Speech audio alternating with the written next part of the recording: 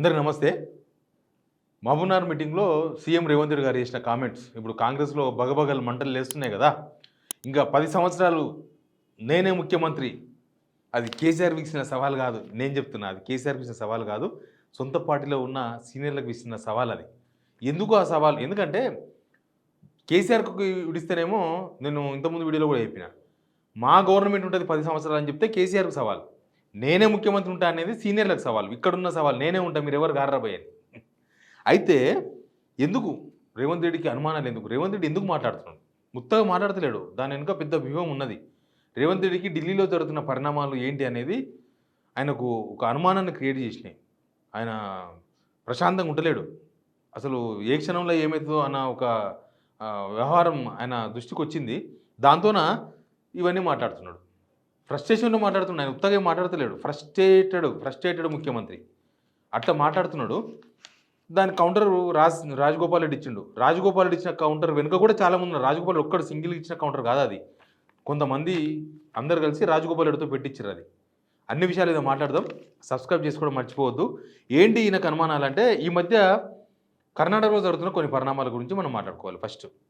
ఏమైతుందంటే నిజానికి కర్ణాటకలో సెప్టెంబరో, అక్టోబరో ముఖ్యమంత్రి మార్చొచ్చు అనేది ఒక పెద్ద టాపిక్ అది కర్ణాటకలో. ఇప్పుడు కాదు ఒక 1 ఇయర్ నుంచి నడుస్తుంది. కాకపోతే లేదు అట్లాంటిది ఏం లేదు అంటుంటారు. బట్ పరిణామాలు మాత్రం అందుకు అనుకూలంగా కనిపిస్తూ ఉంటాయి. సిద్ధరామయ్యని దింపేయబోతున్నారు, సిద్ధరామయ్యని మార్చబోతున్నారు. అది ప్రతిరోజు డిస్కషన్ జరుగుతున్నాయి. మీరు కూడా చూస్తుంటారు. కర్ణాటక రాజకీయాలు ఫాలో అవుతున్నారు తెలుస్తుంది. డీకే శివకుమారు హైకమాండ్ డిసైడ్ చేస్తుందని ఆయన ఇంతకుముందేమో నెగిటివ్గా మాట్లాడేవాడు. డీకే శివకుమార్ పాజిటివ్గా మాట్లాడుతుండు. హైకమాండ్ ఏదంటే అదే హైకమాండ్ డిసైడ్ చేస్తుందని.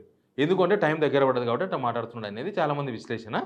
ఎనీవే అక్కడ దింపిన తర్వాత నెక్స్ట్ ఎపిసోడ్ మళ్ళీ తెలంగాణకే వస్తుంది ఉంటుంది అనేది. అక్కడ ఉన్న అగ్రిమెంట్ ఉంది. అగ్రిమెంట్ ఏదో సెప్టెంబర్ 2025 అంటున్నారు. సెప్టెంబర్ అంటే ఎక్కువ రోజులు టైం లేదు కదా. సెప్టెంబర్ అంటే మనకు ఇంకొక 3-4 నెలలు ఉంది. నెక్స్ట్ ఇంకొక 3-4 నెలలకు తర్వాత 3-4 నెలలకు ఇక్కడ ఉండొచ్చు అనేది ఒక పెద్ద చర్చ ఉంది. ఏంటో రేవంత్ రెడ్డికి ఢిల్లీకి మాత్రం లింక్స్ లేవు, లైన్స్ లేవు అనేది చాలా ఈజీగా మనకు చాలాసార్లు అర్థమైపోయింది. రేవంత్ రెడ్డి ఎన్నిసార్లు అపాయింట్మెంట్ అడిగినా ఇస్తలేడు. రాహుల్ గాంధీ లేకపోతే పార్టీ అధిష్టానం ఎవరు ఇస్తలేరు. రేవంత్ రెడ్డికి ఇవే అనుమానాలు. నేను ఇన్నిసార్లు అపాయింట్మెంట్ అడిగితే అది జగ్గారెడ్డి ఫ్యామిలీతో పోయి పెళ్లి పత్రిక ఇచ్చొస్తాడు. మహేష్ కుమార్ గౌడ్ గారు మొత్తం ఫ్యామిలీతో పోయి శాల్వా కప్పొస్తారు. ఇంకా కొత్తగా అయిన ఎమ్మెల్సీ జయశాంతి పోయి కలిసి వస్తారు, సీతక్క పోయి కలిసి వస్తారు ఎప్పుడంటే అప్పుడు. ఇంకా చాలామంది రేవంత్ రెడ్డి ముందర తోకూపే చోటా మోటా లీడర్లు ఉంటారు కదా, వాళ్ళు కూడా పోయి రాహుల్ గాంధీ కలిసి ఫోటోలు పెట్టుకుంటున్నారు. పాప నాకు కలవనికి అపాయింట్మెంట్ లేదు. 2-3 రోజులు ఖాళీగా ఉంటున్నాడు. ఢిల్లీ పోయినప్పుడు ఆయన ఒకటే పని చేస్తారు. ఏదో ఒక రోజు అయిపోతుంది. మిగతా 2 రోజులు ఉత్తగానే వెయిట్ చేస్తూ ఉంటాడు. పిలుస్తారేమో అంటే పిలువరు వాళ్ళు. ఈయన ఆల్రెడీ అపాయింట్మెంట్ ఎవరిని అడగాలని అపాయింట్మెంట్ అడుగుతున్నాడు, కానీ వాళ్ళు రాణిస్తలేరు. రానియకపోతే కూడా మధ్యలో కొద్దిగా ఫ్రస్ట్రేట్ అయ్యి వదిలేసిండు. కానీ తర్వాత పరిణామాలు ఏమైనాయంటే అసలు ఈయనతో డీల్ చేస్తలేదు హైకమాండ్. ఇది కూడా హైకమాండ్ డీల్స్ మొత్తం కూడా ఇక్కడ ఉన్న వేరే వాళ్ళతో చేస్తుంది. వాళ్ళు ఏమైనా ఇన్ఫర్మేషన్ ఇవ్వాలంటే వాళ్ళతో మాట్లాడుతున్నారు, వాళ్ళు ఏమైనా ఇన్ఫర్మేషన్ తీసుకోవాలంటే కూడా వేరే వాళ్ళతో తీసుకుంటున్నారు. ఒక పక్క మీనాక్షి నటరాజన్ గారిని పెట్టిన పార్టీకి, మీనాక్షి నటరాజన్ పెట్టినప్పటి నుంచి పార్టీ మొత్తం డిస్కనెక్ట్ అయిపోయింది. రేవంత్ రెడ్డికి ఏమాత్రం సంబంధం లేదు. డీసీసీ అధ్యక్షుల నియామకం, డీసీసీ అధ్యక్షుల ఎంపిక ఇన్ఛార్జు వంశీచందర్ రెడ్డికి ఇచ్చారు. వంశీచందర్ రెడ్డి తెలుసు కదా, మామనార్ ఎంపీగా పోటీ చూడిపోయింది. కలకుర్తి మాజీ ఎమ్మెల్యే, హైకమాండ్కు దూత. ఆయన హైకమాండ్కి చాలా దగ్గర. మీనాక్షి నటరాజన్ గారు ఏం సాయం కావాలన్నా ఆయన్నే అడుగుతుంది. ఆయన కీ రోల్ ఇప్పుడు ఇక్కడ.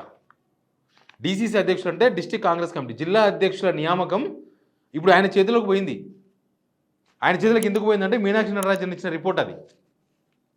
ఇక్కడ మహేష్ కుమార్ గౌడ్ వ్యవహారం కూడా గాలిలో తేలాడుతుంది. మహేష్ కుమార్ గౌడ్ కూడా బొమ్మలాగా ఉండాల్సిందే తప్ప ఆయన ఏదో నేను చేస్తా, నేను రేవంత్ రెడ్డి వెనక తిరుగుతా అంటే అటే. రేవంత్ రెడ్డి చెప్పే మనుషులకు ఎవ్వరికి అపాయింట్మెంట్స్ కూడా లేవు. రేవంత్ రెడ్డి మనుషులు ఎవరికి ఉద్యోగాలు లేవు. ఉద్యోగాలు అంటే పదవులు. ఇప్పుడు మంత్రి పదవులు ఈయన చెప్పిన వాళ్ళకి ఇవ్వలే. 3 మంత్రి పదవులు ఈయనకు సంబంధం లేదు. నిన్న అంతకన్నా ముందు రాజ్యసభ, అంతకన్నా ముందు ఎమ్మెల్సీలు. ఈయన లిస్టు తీసుకుపోయి చెత్తపుట్ల పడేసిండ్రు. ఈయన ఎవరికి ఏం చెప్పుకోలేదు. లాస్ట్ కేసీ వేణుగోపాల్ కలిసే స్టేజ్లో ఉన్నాడు ఆయన, అంతే.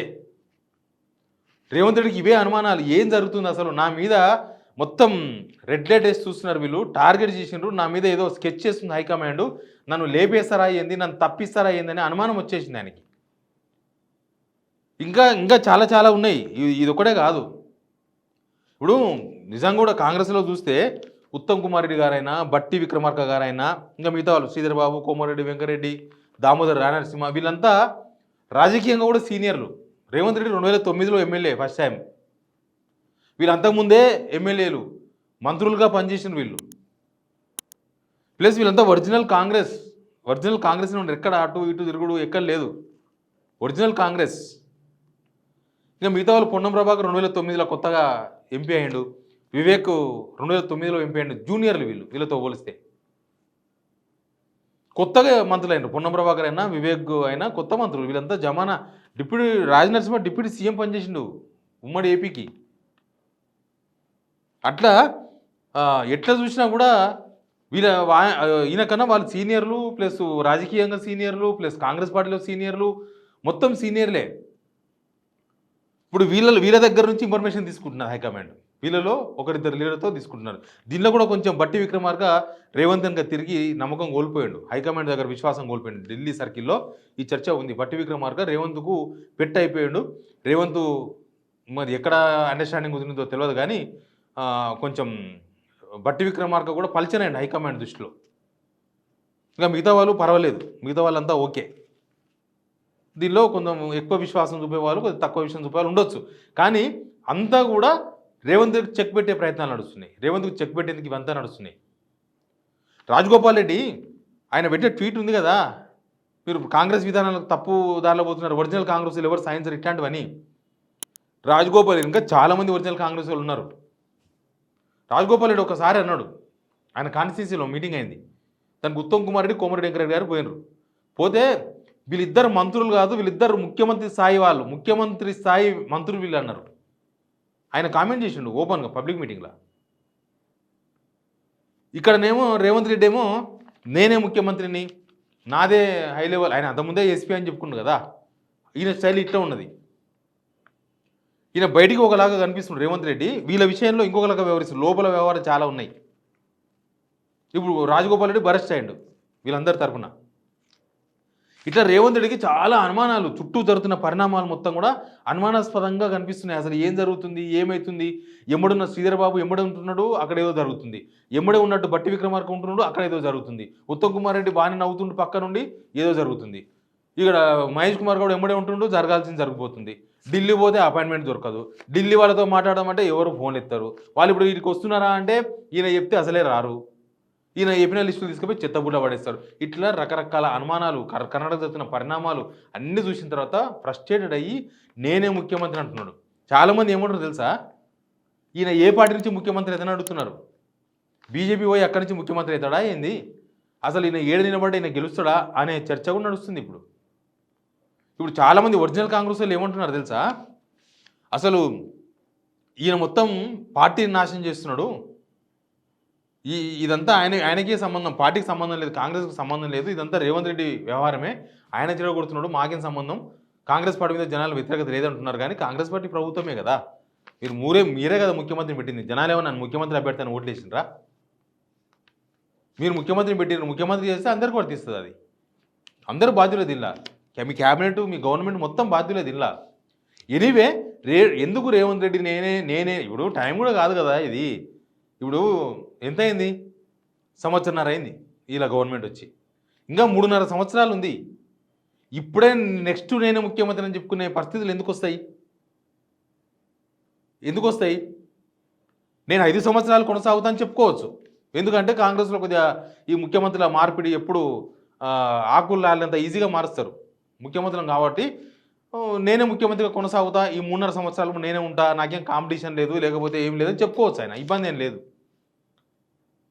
కానీ నెక్స్ట్ 5 yearsకు నేనే అని చెప్పుకునే పరిస్థితులు ఉంటాయా?